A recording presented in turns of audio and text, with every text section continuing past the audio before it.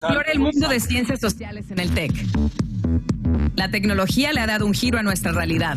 Las nuevas tendencias demandan nuevas soluciones a problemas que antes ni siquiera se pensaban.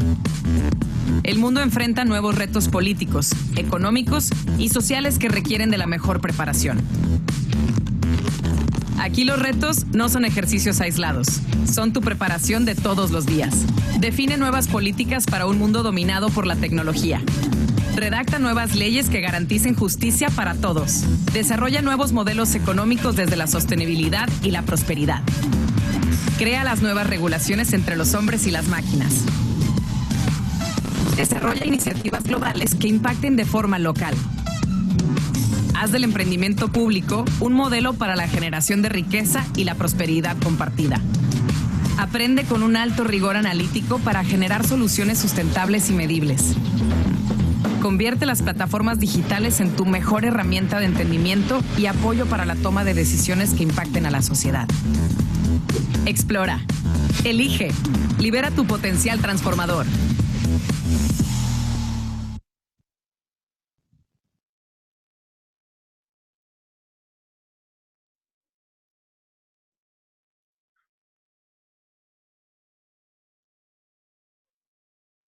¿Ya empiezo?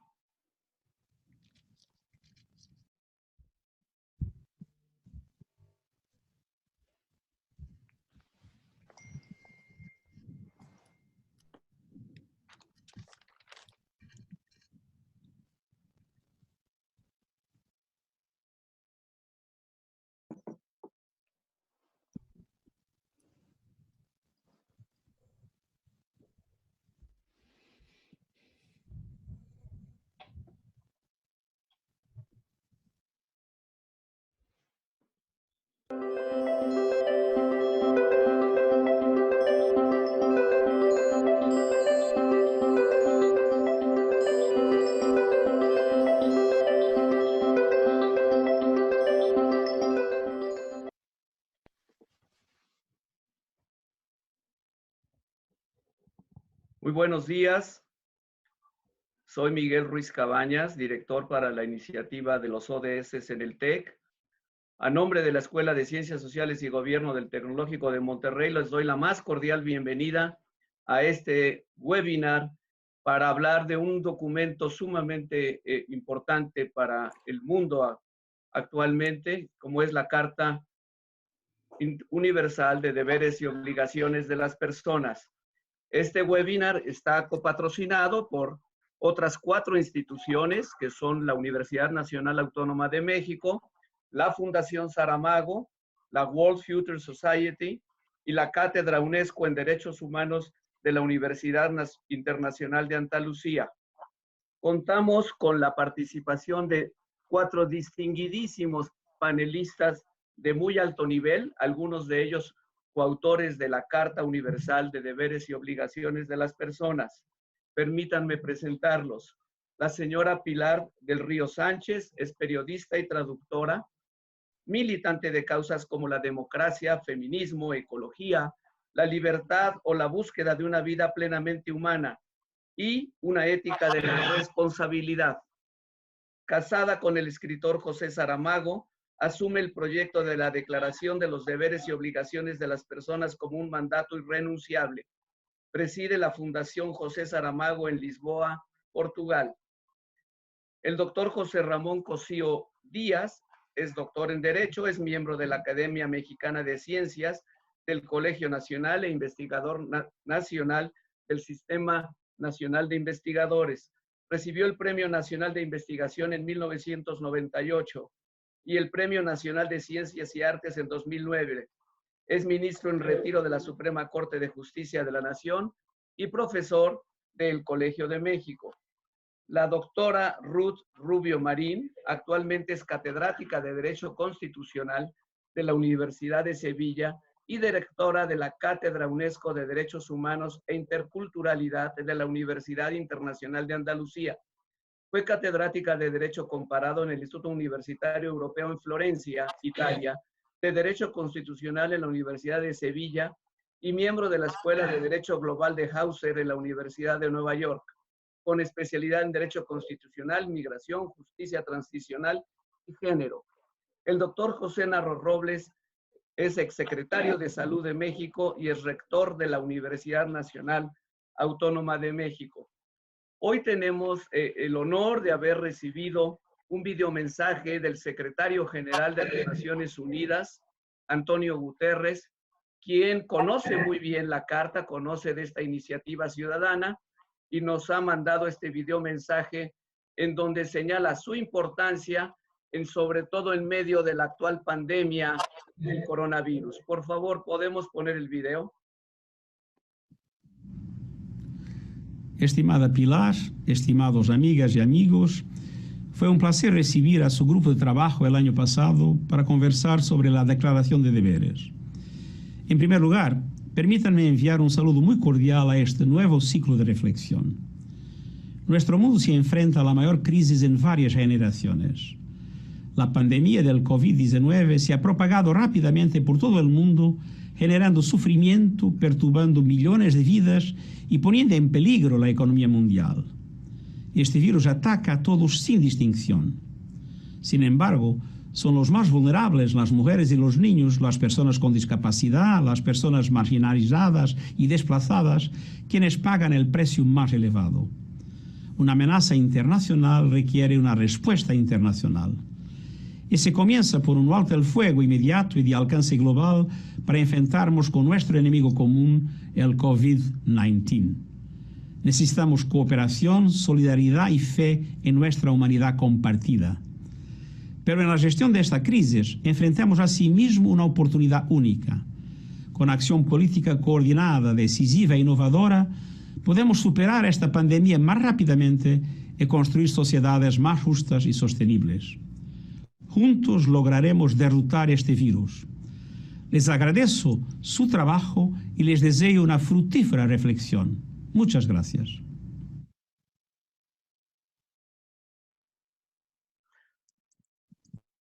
Agradecemos al secretario general de las Naciones Unidas por su mensaje.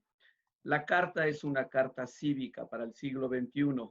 Es un documento que está en plena consonancia con la Declaración Universal de los Derechos Humanos y los tratados internacionales de derechos humanos.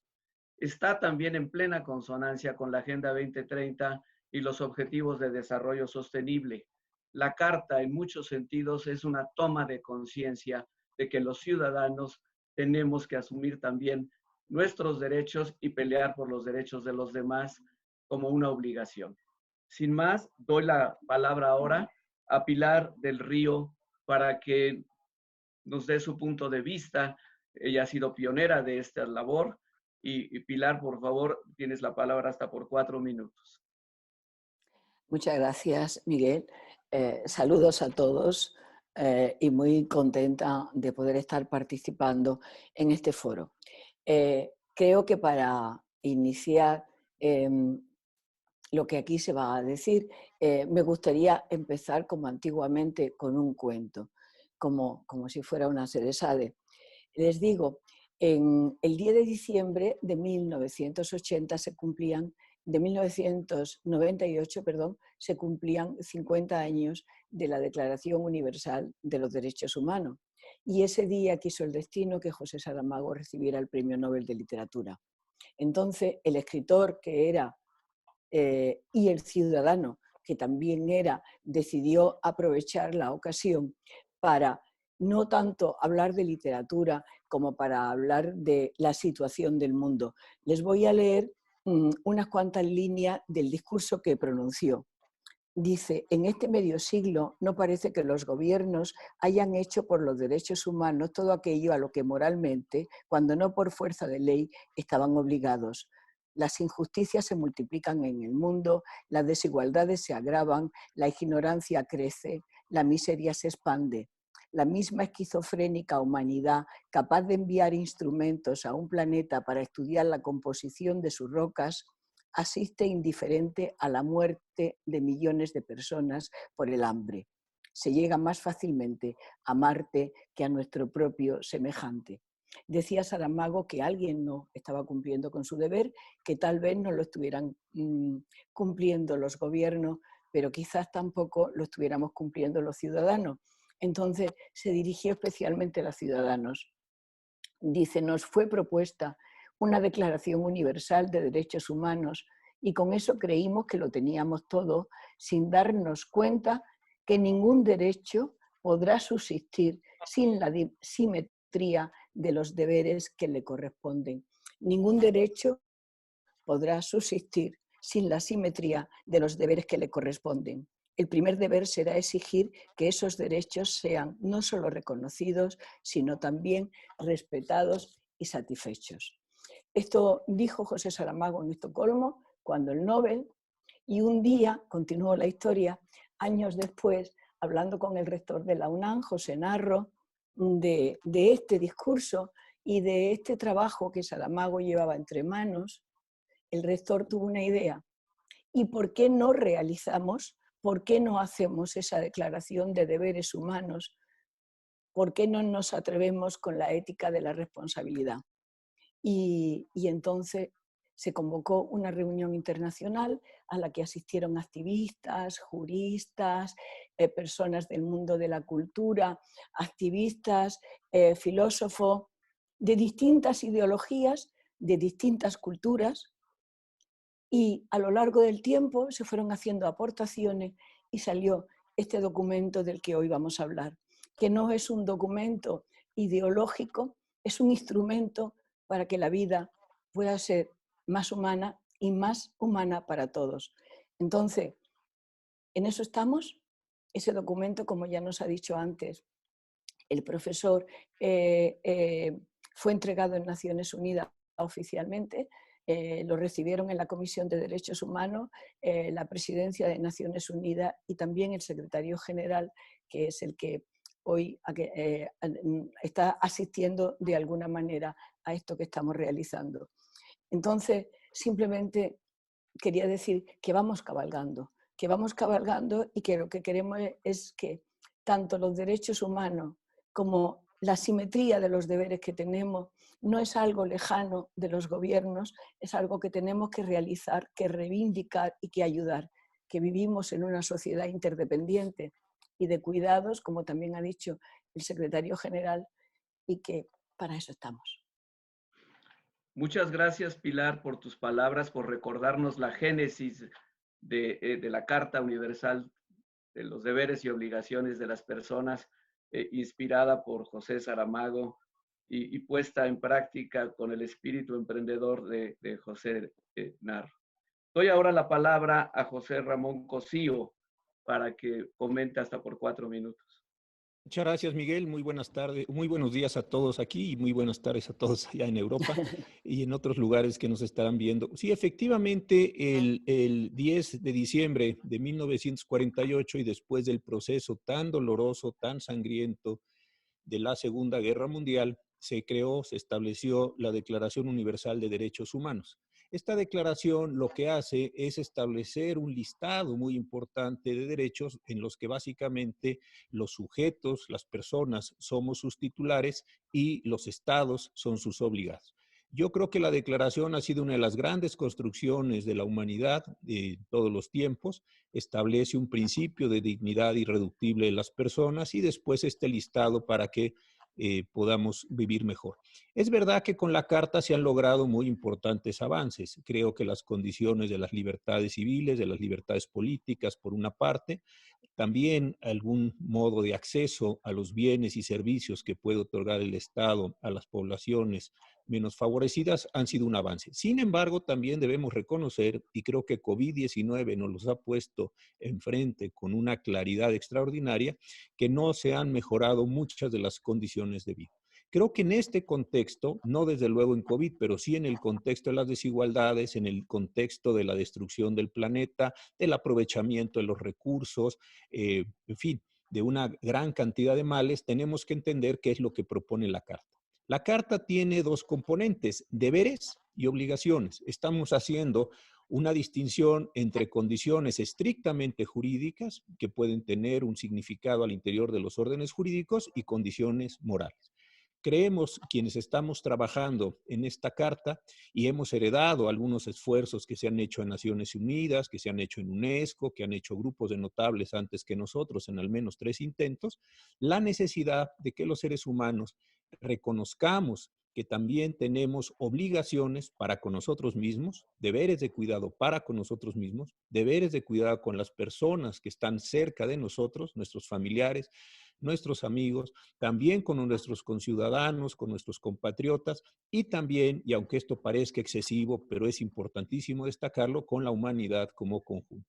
Si no entendemos que somos, además de titulares de derechos, somos generadores o somos obligados para realizar determinado tipo de cosas con nosotros y con los demás, me parece que no habremos entendido cuál es nuestra condición cívica en el mundo.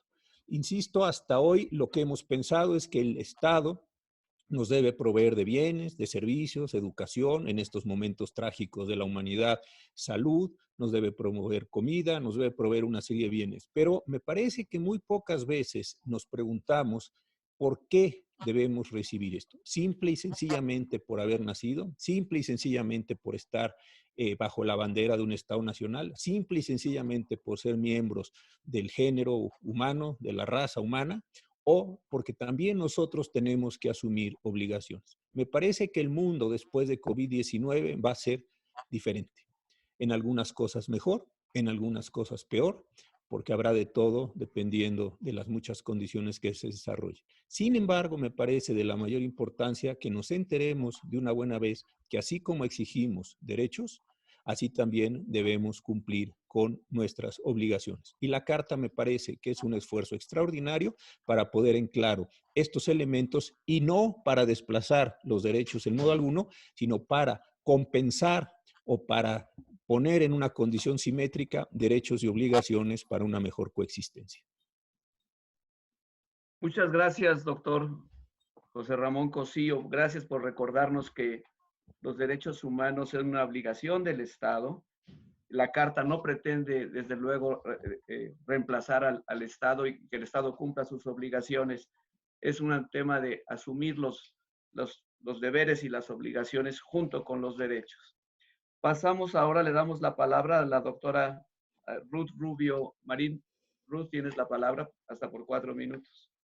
Muy bien. Buenas tardes, saludos a todos y a todas desde Sevilla. Mis compañeros me pidieron que les comentara el articulado de la Carta. Claro, el articulado pues son 23 preceptos y es difícil hacer eso en 4 minutos. Entonces yo lo que voy a hacer es trasladarles, o por lo menos intentar trasladarles lo que es la filosofía subyacente a este articulado. Una filosofía que yo resumiría en 3 puntos. Se trata de una lectura de los derechos. No nos estamos inventando los derechos universales, están ya inventados. Pero se trata de una lectura republicana de los derechos, se trata de una lectura actualizada de los derechos y se trata de una lectura relacional de los derechos. ¿A qué me refiero? Primer punto. Lectura republicana de los derechos. Los derechos están allí y nosotros básicamente al redactar este articulado lo que hicimos fue darle la vuelta y decir, bueno, para que estos derechos sean efectivos, realmente, ¿cuáles son las condiciones que tienen que darse? ¿Cuáles son los obstáculos que unos y otros en la realidad, en la vida concreta, interponemos para que esos derechos se realicen? Y de ahí deducir ese civismo necesario cifrado en términos de deberes, bien jurídicos, bien morales, que son necesarios. Fíjense, por ejemplo, la diferencia que hace. Ya saben cómo articulan el derecho a la salud universal o gratuita, las tablas de derechos o el derecho a la información. Lo conocen, no les voy a repetir, pero imagínense la diferencia que hace como en la Carta hablamos del derecho a la salud en estos términos. Todas las personas tenemos el deber y la obligación de prevenir enfermedades y contagios, así como de hacer uso racional y responsable de los servicios de salud. Esa es una visión completamente distinta. O con respecto al derecho a la información. Las personas y los medios de comunicación, incluidos los participantes de redes sociales, tenemos el deber y la obligación de velar por la veracidad de la información transmitida. No se les escapa que son ejemplos escogidos ex profeso para el contexto en el que vivimos. En segundo lugar, una lectura actualizada de los derechos. Claro, la Declaración Universal pues es de 1948, pero estamos en el 2020. Entonces, en la tabla de deberes encuentran reflejado el hecho de que ha habido nuevas conquistas sociales en el campo de derecho y nuevos estándares con respecto a esas conquistas de derechos. La Carta hace, por ejemplo, referencia a la paridad de género en términos de representación política, que era impensable en el 1948. La Carta se refiere a los pueblos indígenas, a las minorías sexuales, se refiere a los animales como titulares de derechos. Y en tercer lugar, la lectura relacional de los derechos, que va al concepto mismo de lo que es el derecho. Claro, a cualquier jurista, y sé que no solo están juristas en el público, pero a cualquiera que lo esté, dirá, claro, esta es la eficacia horizontal de los derechos, que no es más que la idea de que los derechos vinculan no solo ciudadanos, poderes públicos, sino que nos vinculan horizontalmente a todos. Claro que eso lo recoge la Carta, porque reconoce que el poder está no solo en los estados, el poder está en los empresarios, el poder está en los medios de comunicación, está en las iglesias, en los partidos políticos, en las organizaciones económicas, sociales y culturales. Pero es que la Carta va algo más allá, porque la Carta lo que trata, lo que presenta, es la idea de que no debemos entender los derechos como ámbitos de propiedad, ¿no? Este es mi derecho, es mi propiedad, la ejerzo como quiera, y mientras no vulnere los derechos de otra persona, me estoy manteniendo a regla. Sino más bien como los derechos como formas de relación entre las personas y el medio ambiente que se quieren fomentar. Y de ahí nace la idea del ejercicio solidario y no abusivo de los derechos, de ahí nace la idea de que no es suficiente no vulnerar los derechos, sino que también es importante no condonar la vulneración de derechos por parte de otros. De ahí nace la dimensión intergeneracional que la Carta destaca al hablar del medio ambiente y de las generaciones presentes y futuras, y de ahí nace, por último, la centralidad, la interdependencia que la Carta reconoce cuando consagra el deber y la obligación que tenemos todos de contribuir al cuidado de las personas dependientes y vulnerables. Gracias. Muchas gracias, doctora Ruth Rubio. Gracias por darnos estas tres dimensiones de la Carta de los Derechos republicanos en una forma actualizada y relacional. Le damos ahora la palabra al doctor José Narro Robles, hasta por 4 minutos. Muchas gracias y muy buenos días a todas, todos en México y otros espacios de nuestra región, y muy buenas tardes a quienes están en España, en Portugal, en otros sitios en Europa. Antes que cualquier cosa, una nota de honestidad y reconocimiento. Fui de los que emprendieron el inicio del camino de la Carta y debo decir, reiterar, como lo señaló Pilar, que José Saramago fue el proponente e inspirador de nuestro documento. 22 años atrás, él convocó, en razón de que los gobiernos no lo habían hecho en medio siglo, a que los ciudadanos tomáramos la iniciativa y que, y cito textualmente, con la misma vehemencia y la misma fuerza con que reivindicamos nuestros derechos, reivindiquemos el deber de nuestros deberes. Hasta aquí la cita. Me corresponde hablar sobre la relevancia de la Carta en el contexto actual. Para hacerlo, responderé primero una pregunta básica. ¿Es este el momento pertinente para presentar y promover la Carta? Mi respuesta es afirmativa, sin ningún titubeo. Contesto así por varias razones. En primer término, porque se trata de un documento relevante para la sociedad contemporánea. Es cierto que hay intentos previos que no han tenido éxito, ya los señaló José Ramón Cossío, pero también lo es que el documento nos hace falta y no hay más tiempo que perder. Me anima recordar un epígrafe de un libro que señalaba, y cito de memoria, no hay ejército capaz de detener a una idea a la que le llegó su tiempo. Y este, señoras, señores, es el tiempo de la Carta. En segundo lugar, porque las primeras enseñanzas derivadas de la pandemia de COVID-19 son contundentes y nos han mostrado, entre otros, los riesgos que enfrentamos, la fragilidad de nuestras instituciones y sus sistemas, la inviabilidad en el largo plazo de nuestros estilos de vida y el deterioro del sistema de valores existente. Nadie sabe cuándo y cómo terminará este episodio, pero muchos entendemos que la normalidad, entre comillas, previa no será el punto de regreso. Para muchos líderes del mundo, esta es la peor crisis de la humanidad desde el fin de la Segunda Guerra Mundial. Hoy, como hace 75 años, será necesario generar un nuevo diseño para el mundo, para las naciones y los ciudadanos.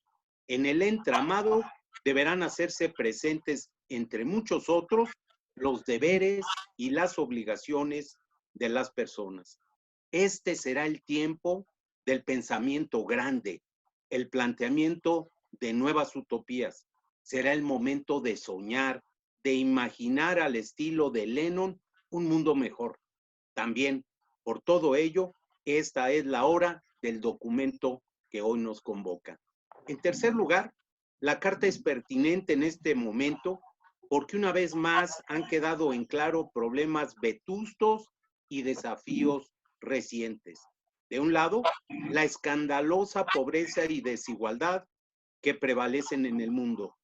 De la otra, una sociedad humana depredadora y contaminadora, condenada al fracaso por esa vía, con los niveles más altos de su historia de explotación de los recursos naturales, con el grado de frenesí de producir más para consumir más, que además es proclive, en palabras de Octavio Paz, a convertir las ideas, los sentimientos, el arte, el amor, la amistad y las personas mismas en objetos de consumo. Ninguna sociedad, dijo él, había producido tantos desechos como la nuestra, desechos materiales y morales. Hasta ahí la cita. La última razón que quiero invocar es la de la salud. Con el duro trance que vivimos, habrá que reconocer que la salud está en todo y que si bien no es todo, sin ella no tenemos casi nada de lo trascendente. Una vez más, se cumple la sentencia de Montaigne de descubrir tarde la importancia de algunos valores esenciales. Ejemplo, la salud cuando nos abandona y la libertad cuando nos es arrebatada. Por cierto, estos valores y muchos otros más forman parte de la carta. Estoy seguro que a Saramago muchos le decimos con toda convicción, estamos en la ruta maestro y seguiremos trabajando por alcanzar su sueño. Gracias. Muchas gracias, doctor Narro, por su participación. Creo que hemos escuchado 4 espléndidas participaciones de autores de la carta. Creo que el público se debe sentir muy privilegiado en ese sentido. Es una carta humanista, republicana. Yo quisiera detenerme en 2 temas o 3 concretos que quizá ustedes pueden comentar. El artículo 29 de la Declaración Universal de los Derechos Humanos sí que menciona los deberes de las personas. Voy a leerlo brevemente. Toda persona tiene deberes respecto a la comunidad, puesto que solo en ella puede desarrollar libre y plenamente su personalidad. De modo que de la declaración a la carta hay un vínculo filosófico, conceptual importante. Me gustaría conocer su opinión sobre eso. 2, me gustaría, porque varios de ustedes se refirieron al problema de la tremenda, escandalosa desigualdad, la pobreza, la marginación de una buena parte de la población del planeta y al mismo tiempo la destrucción del planeta por parte de la civilización humana.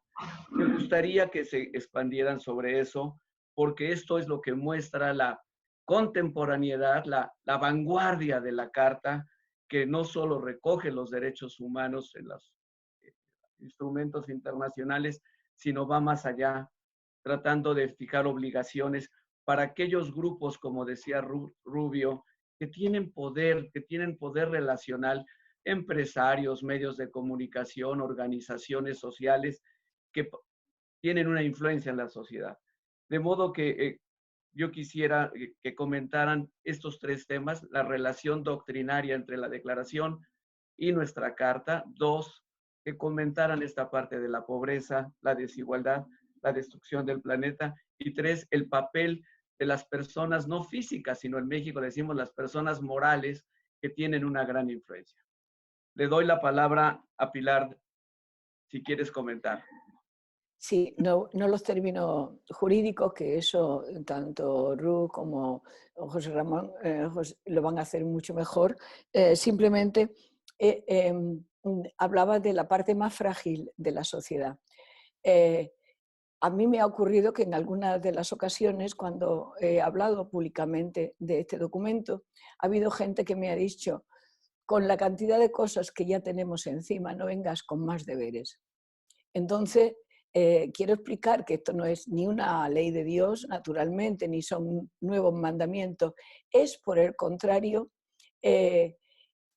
un instrumento para reflexionar que precisamente las personas más pobres, los que a veces son sola y exclusivamente estadística, porque ni siquiera son consumidores, que sientan que tienen un sitio y que están respetados. Es decir, nosotros venimos con esta declaración, insisto que una más, ha habido otras antes, a decir, somos sujetos de derecho. Los más pobres, los más marginados, los que están condenados a morir sin nada, perdón, son sujetos, esa persona también es sujeto de derecho y debe de saberlo para poder vivir con la cabeza levantada. Y luego además decir, vamos a compartir el cuidado del planeta, como decía José Narro, no es estrambótico decir que el planeta depende de nosotros, pobres ciudadanos. No, tenemos obligaciones con nuestro nivel más cercano, con nuestra sociedad, pero también la tenemos con el planeta y esto lo estamos descubriendo ahora. Si hubiéramos puesto todos de nuestra parte, evidentemente los gobiernos, pero tal vez también los ciudadanos, probablemente la pandemia que estamos viviendo y que va a dejar tantas víctimas, las muertes, pero también los pobres, los nuevos pobres que se van a sumar, pues a lo mejor no habrían ocurrido. ¿Por qué? Porque quizás no asumimos nuestras responsabilidades. Entonces somos sujetos de derecho, pero también somos sujetos de deberes. Los más frágiles también cuentan. Muchas gracias, Pilar. José Ramón, no sé si quieres comentar. Sí, y cómo no, Miguel. Mira, en el preámbulo de la carta efectivamente se cita el artículo 29 de la Declaración Universal como un punto importante de referencia. Sin embargo, me parece que en el momento histórico en que la carta fue concebida, desarrollada, todo lo que se sabe de ella, la situación era un tanto diferente. Por un lado, se venía de una Primera Guerra Mundial, se venía de una pandemia, un periodo de entreguerras extraordinariamente dramático, el ascenso del nazismo, de un socialismo en la Unión Soviética tremendo, lo que pasó en Alemania, en España, en fin, era un momento muy convulso. Y después de la Segunda Guerra Mundial nos enteramos de todos los procesos de genocidio que se habían llevado a cabo primordialmente en Alemania, pero no solo en Alemania. Creo que en ese momento la manera en la que había que rescatar el discurso y había que rescatar la historia era empoderando a los sujetos como titulares del derecho para que pudieran hacer cosas en su vida cotidiana, poder votar y elegir a sus autoridades, poder expresarse, poder creer, poder transitar lo que estaba ahí. Después vino una segunda ola donde me parece que se entendió que no bastaba que yo tuviera libertades si no tenía comida, si no tenía educación, si no tenía salud. En fin, viene la segunda gran ola. Y después una gran ola de derechos humanos que tiene que ver más con la cultura, con el medio ambiente, con estos valores un tanto intangibles en cuanto a su titularidad. Y eso está muy bien, eso es una narrativa. Pero insisto y honesto, lo que no nos hemos puesto a reflexionar es qué somos nosotros frente al Estado, frente a nuestras comunidades, frente a la humanidad.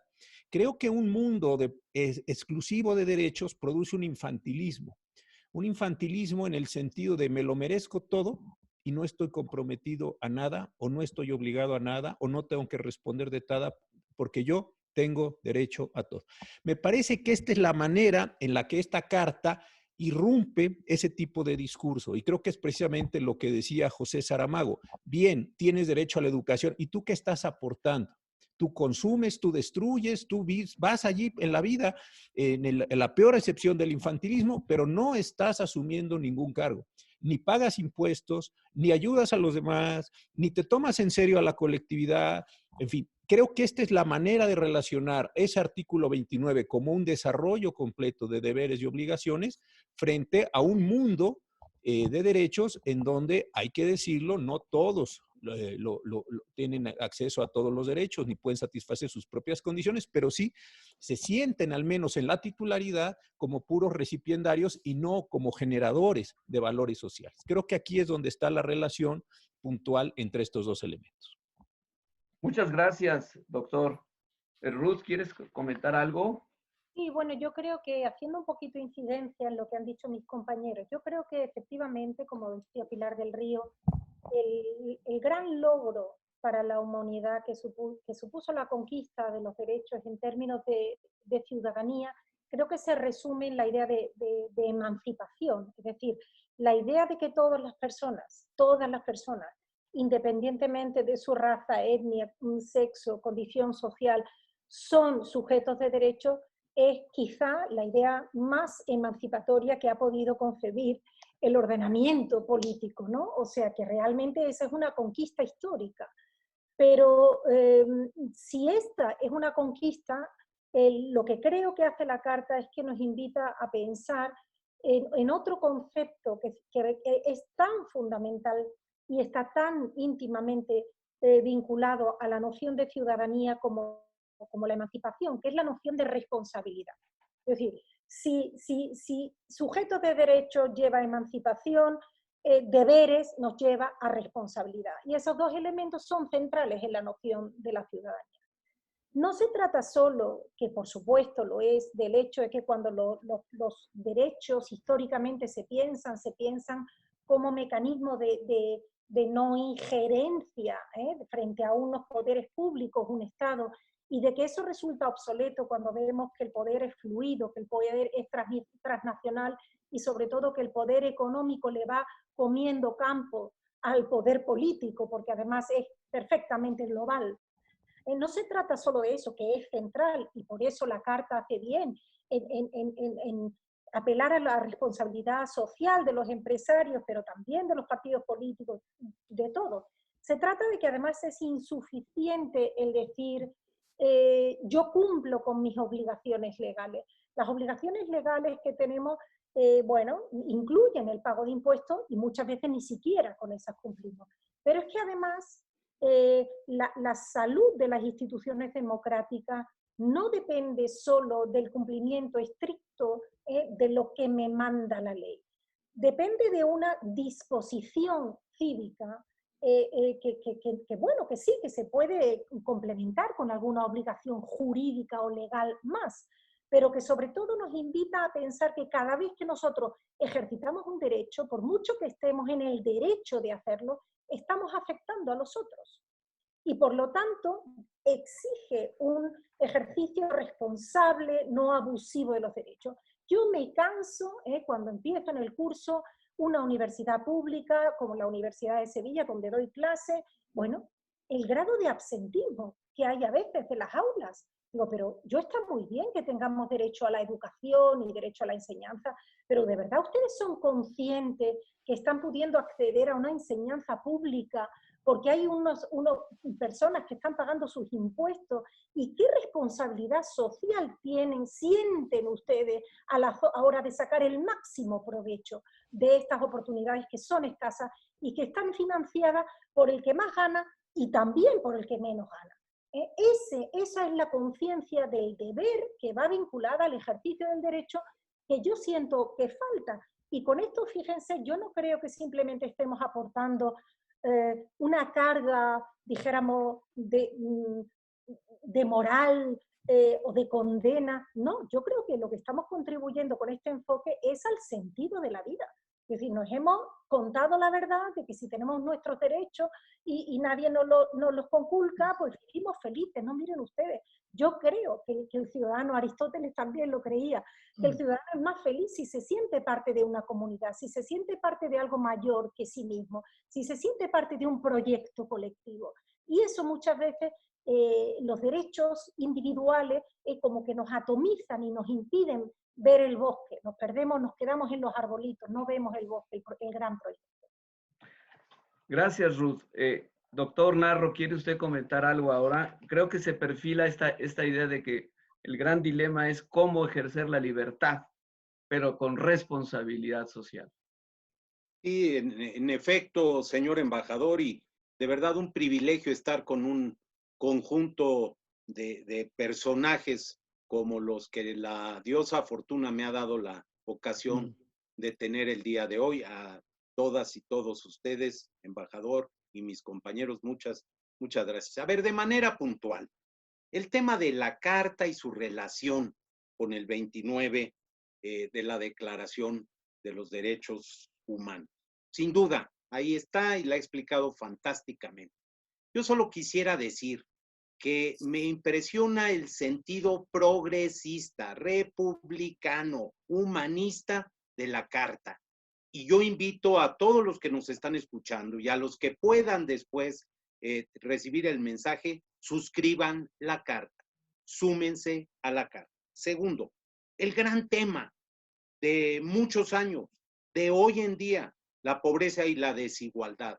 Vivimos un mundo profundamente desigual, tan desigual que le ha preocupado a los que más tienen, tan desigual y con tales niveles que hoy en día los organismos financieros multinacionales y las organizaciones multinacionales, multilaterales, están muy preocupados. Y ahí yo quisiera pensar, soñar que Serrat nos estuviera escuchando para decirle con toda claridad que allá afuera, efectivamente, están los que vienen por hambre, están tocando la puerta del Señor, están diciendo del Señor, no del Señor de los cielos, sino del Señor que tiene todo y demás, y que ellos no tienen nada, y que se cuentan en el mundo por cientos, por miles de millones de pobres que ven en tiempo real lo que está pasando. Y finalmente, el tema de las personas morales que usted señala, señor embajador, y que me parece que es central. A ver, hay obligaciones, hay deberes, hay compromisos jurídicos, pero también éticos que tienen que ver con el conjunto de las personas. Todos somos sujetos de derechos y de obligaciones, pero para mí queda muy claro que quien sabe más, quien tiene más, quien está más consciente de la situación y quien puede aportar más, debe hacerlo. Esta crisis que hoy tenemos, que muchos dicen es la más grave en 75 años, tiene que hacernos cambiar. Las grandes pestes, las grandes epidemias, los grandes problemas han servido para redefinir el mundo. El Renacimiento sale después de una gran peste, la peste negra. La gran influenza, la epidemia de influenza de 1918-19 genera cambios. La Gran Depresión, la Segunda Guerra Mundial reconfigura el mundo. Necesitamos una reconfiguración después de COVID. Sin duda alguna, el mundo tiene una tarea y ahí los ciudadanos tenemos que empujar a los estados nacionales, a nuestros gobiernos, a nuestros sectores social y privado.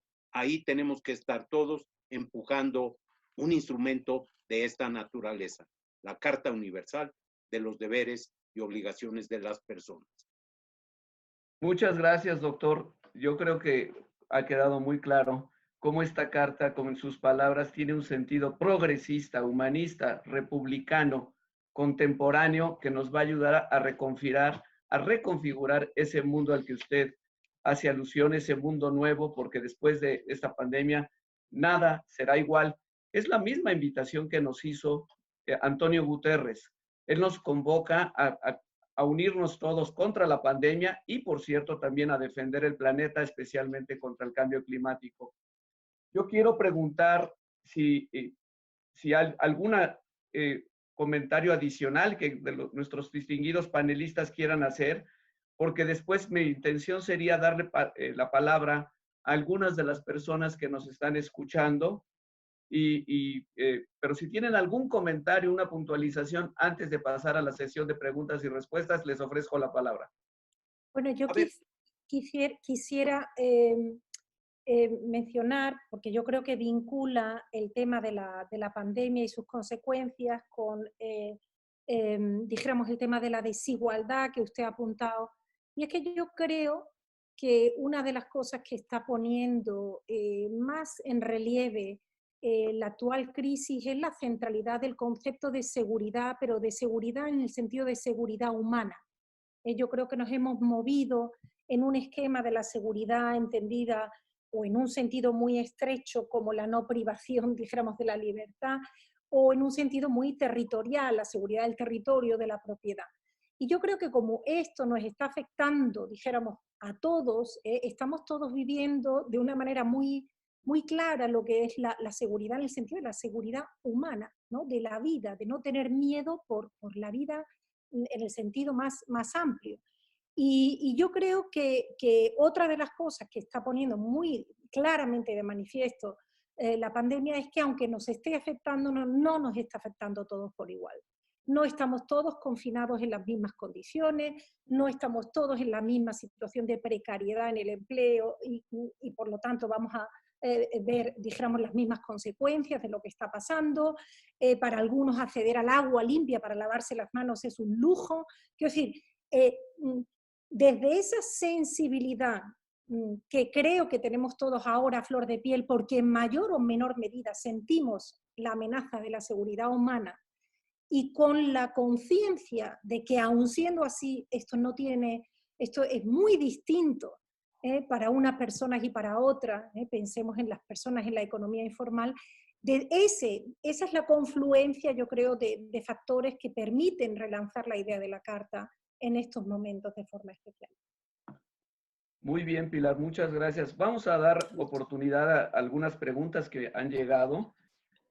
Gabriel Molina dice, sin duda la Carta expresa los más nobles principios fundamentales para la preservación de la humanidad, pero como dijo Pilar, ¿están condenados los más pobres a morir de hambre o a suicidarse? Esa es una pregunta que nos hace Gabriel Molina, se las traslado. Voy a leer 3 preguntas y después les voy a dar la palabra para que contesten. Sara Luna nos pregunta, ¿de qué manera la emergencia por el COVID-19 brinda una oportunidad para promover el enfoque de obligaciones de los sujetos de derecho que contiene la Carta?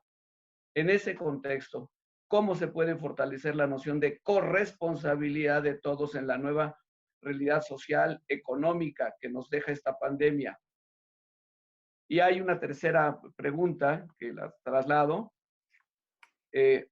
¿Qué papel podrían tener los organismos internacionales como la ONU en la promoción de esta Carta Universal?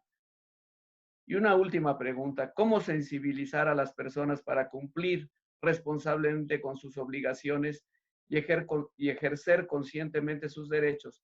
Les ofrezco la palabra, por favor, tenemos solamente 15 minutos para contestar estas 4 preguntas. Les pido amablemente que sean breves en sus respuestas. Pilar, ¿quieres decir algo? Pues si os parece, en la tercera de las cuestiones, ¿cómo podrían los organismos internacionales? Podría decir que los organismos internacionales están tratando de sobrevivir y a veces clamando en el desierto cuando reconocen que cómo es posible que no se hayan adoptado situaciones globales para resolver la pandemia. Hablando de la pandemia, como no se han terminado las guerras, como la industria sigue trabajando en las armas y no está trabajando en bienes que hoy sabemos que son absolutamente necesarios. ¿Cómo colaboran los organismos internacionales? Pues yo creo que si los ciudadanos lo reclamamos. O sea, no podemos tener organismos nacionales o internacionales que nos sirvan de adorno, porque para adornos tenemos los collares y las corbatas si no las queremos poner. Si hay organismos internacionales es para que sirvan y tenemos que exigirlo. Y yo creo que los ciudadanos tenemos instrumentos fundamentales. Tenemos el instrumento del voto, pero también tenemos la voz y la palabra. Y la palabra es lo que nos distingue de otros seres vivos. La tenemos. Y esta carta viene a decir que todos los ciudadanos somos absolutamente iguales. Unos serán multimillonarios, riquísimos, otros muy pobres, pero absolutamente iguales. Y entonces, que los que están más machacados se sientan también sujetos de derecho y que puedan morder, y otros ayudemos a, a ese empoderamiento de la sociedad para que realmente podamos organizar de acuerdo con esos mensajes que oímos de vez en cuando. En estos días, y acabo, hemos oído al Papa Francisco hacer intervenciones como, por ejemplo, que se perdone la deuda a los países en vías de desarrollo. Bueno, parece que a veces hay que empoderar a determinadas instituciones cuando sí nos representan. Y a quien no nos representa, pues simplemente quitarle la voz con los instrumentos que tenemos los ciudadanos. Y todos los ciudadanos tenemos esos instrumentos, todos los ciudadanos que estamos registrados. Muchas gracias, Pilar. ¿Alguno quiere intervenir ahora? Yo, José Ramón, sí.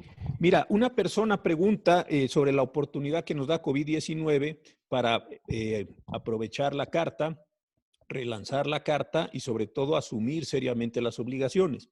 Creo que uno de los temas centrales que hemos estado viendo, y no parece en principio directamente vinculado, pero sí lo es todo el proceso que se ha llevado a cabo durante muchísimos años de deforestación y de destrucción del medio ambiente. Las condiciones de reproducción de los virus, cuando estamos modificando el lugar en el que distintas especies están asentadas, ha estado produciendo enormes presiones virales hacia la población. Sabemos que hoy tenemos este virus SARS-CoV-2, pero este no es el único que ha aparecido, y en la predicción de muchos biólogos, médicos, sanitaristas como el doctor Narro, lo saben bien, es muy probable que volvamos a ver la aparición de otros virus derivado de la destrucción del medio ambiente, del poco cuidado que tenemos con los animales, del uso de energías no renovables, en fin, estamos metidos en una serie de temas. Creo que este tipo de ejemplos sí nos pueden mostrar muy claramente que como género, como seres humanos, o cambiamos completamente nuestra forma de estar en el mundo, no a partir de la exigencia de derechos, sino a partir de que asumamos con claridad nuestras obligaciones, o realmente, y esto ya se sabe por muchas fuentes, estamos poniendo en peligro a las generaciones que nos van a sobrevivir. Entonces, creo que aquí sí hay una oportunidad muy importante. Creo que lo decía Ruth, que estamos en este momento con una particular sensibilización por el número de personas que están falleciendo, por las catástrofes económicas que van a sobrevenir, en fin, por una gran cantidad de elementos. Pero me parece que sí es un punto muy importante para decir, o hacemos ajustes completamente serios respecto a la forma en la que estamos viviendo y hemos vivido en los últimos años, o la viabilidad de muchas condiciones humanas se va a deteriorar. El agua es otro ejemplo clarísimo. En fin, hay una gran cantidad de temas y de eso se ocupa la carta. Las personas que puedan acceder a ella en los distintos medios verán que en el artículo 17 hay unas obligaciones para las personas físicas y morales o jurídicas, como le llaman en otros países, para que asuman precisamente este conjunto de obligaciones con la naturaleza. Y eso es el contexto general biológico de COVID. Entonces sí creo que vale la pena que en esto reflexionáramos también. Muchas gracias, José Ramón, por recordarnos que la destrucción del planeta es en última instancia la causa que está produciendo estas crisis virales. Ruth, ¿quieres comentar? Bueno, quizá para responder a la persona que decía que cómo podemos hacer para responsabilizar a las personas, y Pilar antes dijo que mucha gente dice, bueno, con todo lo que tenemos no nos pongas encima más obligaciones, ¿no? Yo creo que efectivamente lo que subyace a todo esto es una crisis de valores. Es una profunda crisis de valores en una sociedad en la que hemos celebrado como éxito, como señal de éxito y de triunfo, y por lo tanto dándole valor social al que ha conseguido poder y al que ha conseguido acumulación de riqueza. Esos son los héroes, son los que se llevan los laureles.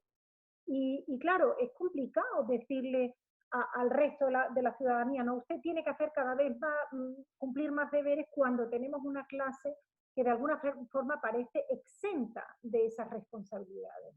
Entonces, bueno, hay estudios que demuestran que más allá de cuando hemos cubierto nuestras necesidades básicas, realmente la acumulación de riqueza, bueno, digamos las necesidades básicas y un poquito, y un colchoncito de seguridad. Más allá de eso, la felicidad marginal que aporta el cúmulo de riqueza es muy, muy pequeña. Por lo tanto, lo que está moviendo toda esta lucha por acumular riqueza y poder es una construcción social. Y yo creo que es la que hay que desmontar de alguna forma. Tenemos que hacer que cosas que hasta ahora no se han visto como señales de éxito o de heroicidad se vean, como el cuidado. Esa es la revolución profunda de valores que yo creo que subyace a esto, porque si no lo abordamos así, lo que vamos a ver es como que estamos poniendo más impuestos a la gente que ya siente que tiene muchas obligaciones y dejando como, bueno, de alguna forma en la impunidad a los que siempre se han beneficiado de todo esto. Es decir, pasa por cuestionar y por invitar a las personas a que se cuestionen esta lógica del materialismo, del consumismo, del cuanto más mejor. Yo creo que me temo que sin esa revolución profunda de valores esto no va a funcionar. Muy bien. Tenemos muchísimas preguntas que han llegado de ustedes, los participantes. Son más de 30 preguntas. Me disculpo de antemano, no las vamos a poder resolver todas, pero sí quiero decir que todas se refieren con diferentes variantes a qué podemos hacer los ciudadanos.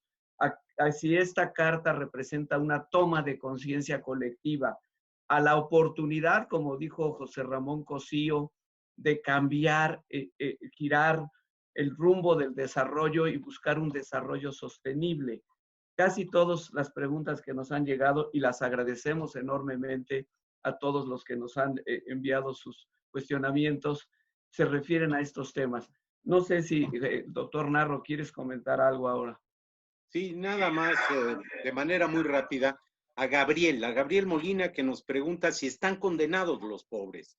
Y yo le tendría que decir a Gabriel que han estado condenados, pero que esto no puede ser para siempre. Esto tiene que cambiar. Ha podido cambiarse la realidad de la pobreza y la desigualdad en algunos sitios. Y se ha hecho en democracia y se ha hecho en libertad. Y ahí están dos de los valores torales que tenemos que seguir empujando. A Sara Luna también decirle que sí hay una corresponsabilidad de todos, por supuesto, pero de quienes más conciencia y posibilidades tienen para cambiar, para ayudar, para contribuir a que cambie la situación. Y finalmente, yo tendría que decir que sí hay la necesidad de sensibilizar a más. Tenemos, lo bueno también se contagia. Hoy hemos tenido que participar de muchas maneras con el sacrificio, reduciendo movilidad, dejando de ver amigos, estando lejos incluso de familiares, de seres queridos. Hay un enorme esfuerzo y tiene que haber un compromiso de todos para que tengamos un mundo mejor. Un mundo, como ya se dijo, con valores diferentes. Ni el éxito ni la felicidad de las personas pueden medirse como la sociedad lo está midiendo hoy en día. Un honor estar con mis colegas y compañeras y amigos. Yo quiero hacer gracias, doctor Narro. Yo quisiera hacer un comentario. Yo tengo la impresión de que sí hay no solo la necesidad, la obligación de girar el rumbo al desarrollo, sino que ya existe por lo menos una insinuación, si ustedes quieren verlo así, una hoja de ruta para cambiar la manera de desarrollo de la civilización humana.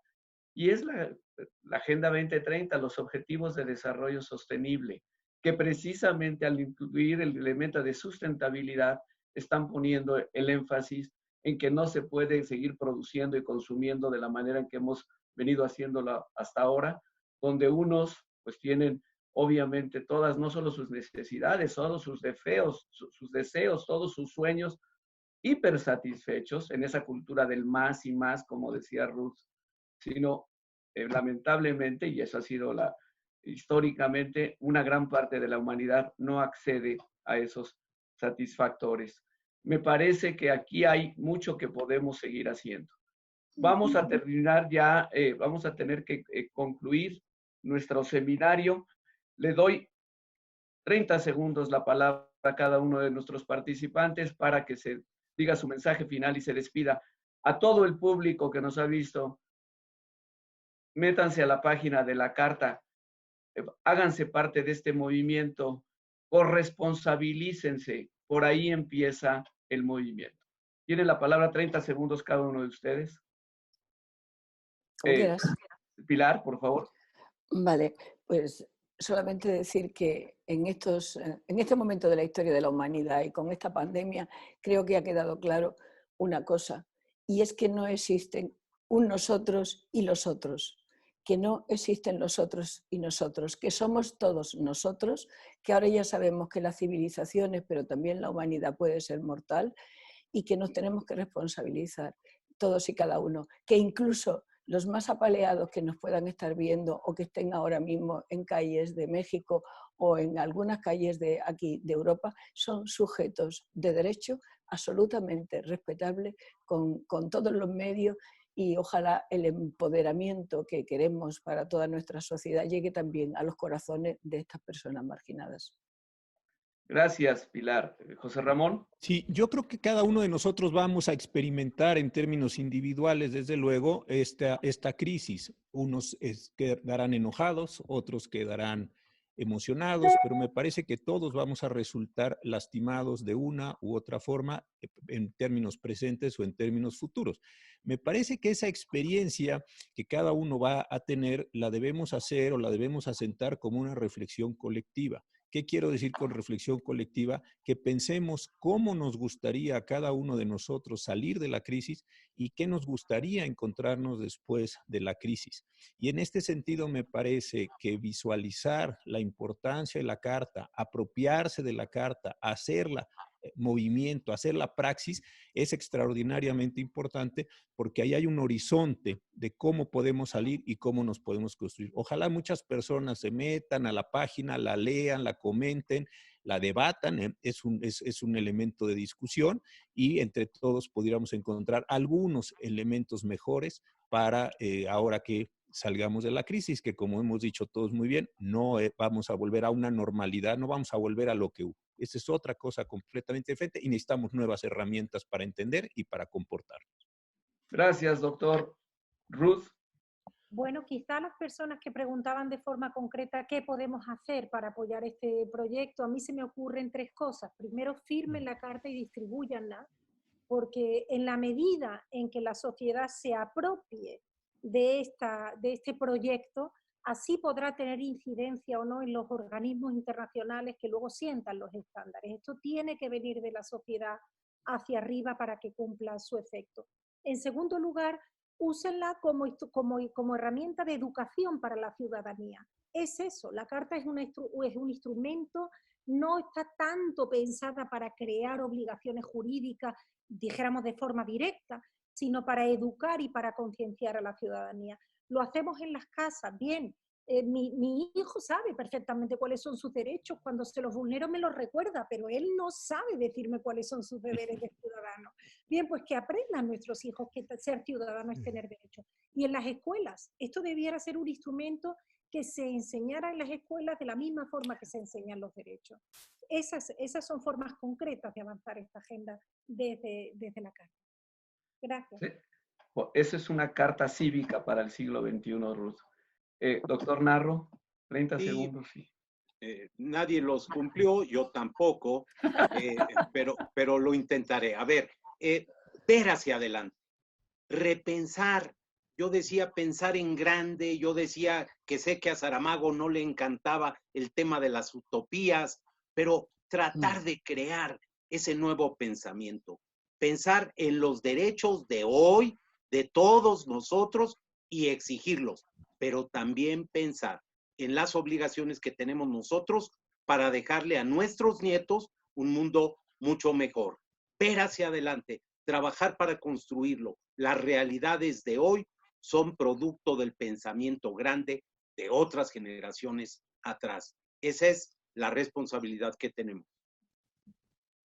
Muchas gracias, doctor. Muchas gracias a los 4 panelistas por sus inspirados mensajes, por su clara señal de hacia dónde debemos avanzar en los próximos meses y años. Este es un poder ciudadano.